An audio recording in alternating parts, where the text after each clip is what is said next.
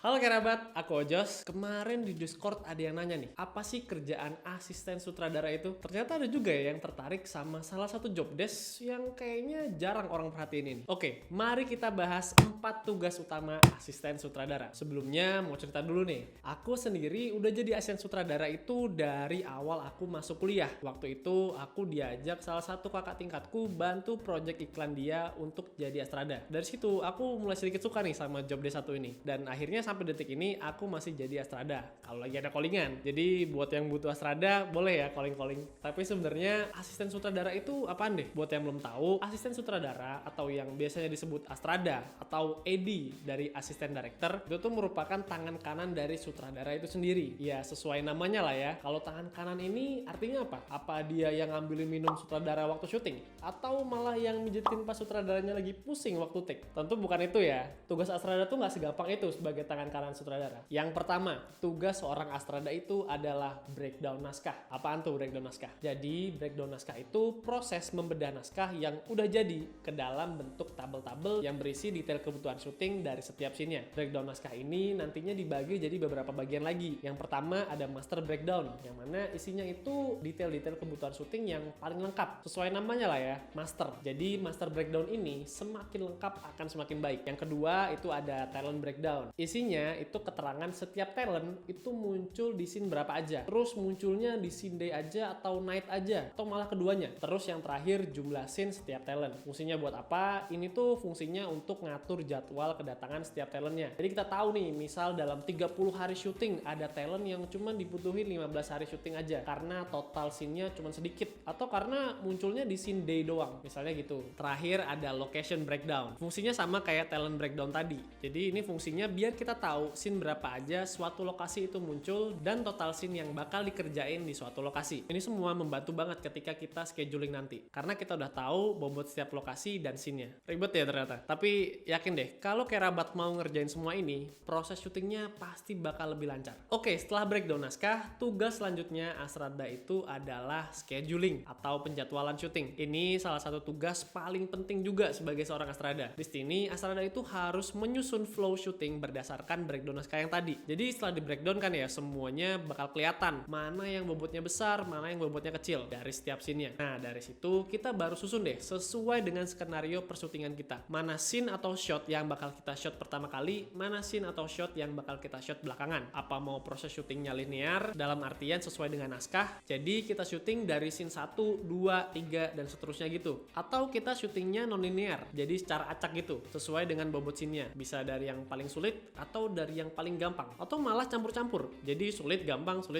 Susunan jadwal itu semuanya bisa kita terapin. Tinggal kita cari yang paling efektif aja yang mana. Kalau aku sendiri biasanya nyusun schedule ini selalu non linear. Karena aku selalu naruh scene-scene dengan bobot yang besar atau scene-scene penting dari sebuah naskah itu di awal waktu syuting. Kenapa? Karena biasanya kalau scene bobot besar dan penting ditaruh di belakangan itu rawan banget sama yang namanya kesalahan dan berpacu juga sama waktu. Jadi kalau yang penting-penting di depan kita bisa punya banyak waktu untuk improve dan juga maksimalin scene-nya. Karena belum terlalu dikejar waktu, proses syuting juga lebih maksimal. Secara dokumen, di proses scheduling ini ada yang namanya syuting schedule. Isinya itu urutan scene beserta kebutuhan syuting yang bakalan kita ambil setiap harinya. Terus selanjutnya itu ada call sheet atau lembar panggilan. Ini isinya tuh hampir sama kayak syuting schedule, tapi ini bisa lebih detail, kayak waktu pengambilan gambar di setiap shotnya. Kapan talent tertentu harus dipanggil make up, kapan talent tertentu harus dipanggil masuk set, kapan kru harus berkumpul, dan yang paling penting itu yang sering dilihat orang pertama kali, kapan syutingan selesai. Oke lanjut. Selanjutnya adalah poin paling penting untuk jadi seorang astrada, jadi penghubung. Astrada sebagai tangan kanan sutradara itu harus bisa jadi penghubung antar sutradara ke semua departemen dan jadi penghubung juga antar departemennya. Jadi ketika proses syuting, setiap departemen itu bisa fokus sama departemennya masing-masing. Terutama sutradara sih ya. Dalam proses pembuatan film kan sutradara itu pasti pusing banget mikirin blocking pemain, terus mikirin staging, mikirin mikirin miss and scene, mikirin acting. Wah, pusing banget lah ya. Makanya Astrada di sini tuh bertugas buat bantu menghubungin semua visi dari sutradara ke semua kru. Apa mau sutradaranya dan apa kebutuhan sutradaranya itu Astrada harus tahu. Emang sutradara pas dari awal pasti udah nyampein ya apa mau dia pas praproduksi. Tapi ketika produksi itu Astrada harus mastiin lagi nih apakah yang dimau sama sutradaranya itu udah tersampaikan dengan baik sama setiap departemennya. Karena kan kadang interpretasi setiap orang beda-beda ya. Nah, disinilah Astrada bekerja keras. Emang aku akuin sih, ini tuh bagian paling sulit karena nggak mudah buat nyampein sebuah informasi ke banyak orang yang punya pemikiran berbeda-beda. Tapi di situ seninya, momen-momen di mana Astrada dituntut punya skill komunikasi yang bagus. Yang terakhir nih ya, masih nyambung sama sebelumnya juga. Astrada itu harus bisa memimpin proses syuting. Mimpin ini gimana bang? Jadi tugas Astrada sebagai pemimpin ini bukan teriak standby, sound roll, kamera roll. Bukan cuma itu doang ya. Oh ya, itu kerjaan Astrada tuh kalau buat yang belum tahu. Nah, Astrada tuh kerjanya bukan itu doang, tapi mimpin di sini tuh beneran nentuin semua hal yang terjadi waktu syuting. Mulai dari kapan talent masuk, kapan alat harus siap, sampai kapan kita istirahat, dan sampai kapan selesai syuting, itu semua Astrada. Kecuali berhentiin hujan ya, jangan tanya Astrada kalau itu. Jadi Astrada itu pokoknya penentu semuanya.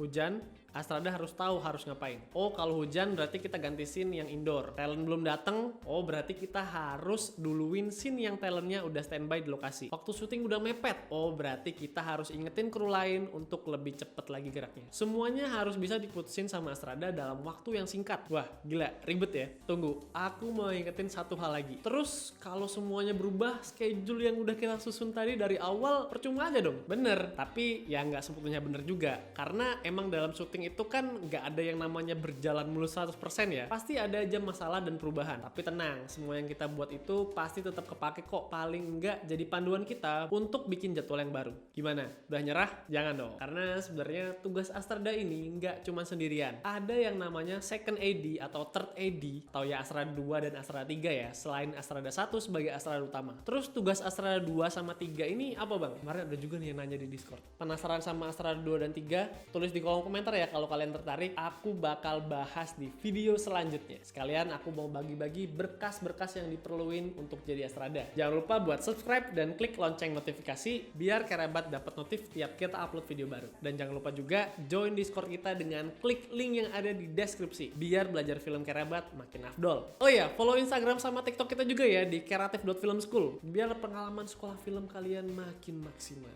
Jangan lupa nonton video yang ini ya. Udah nonton belum? Bye.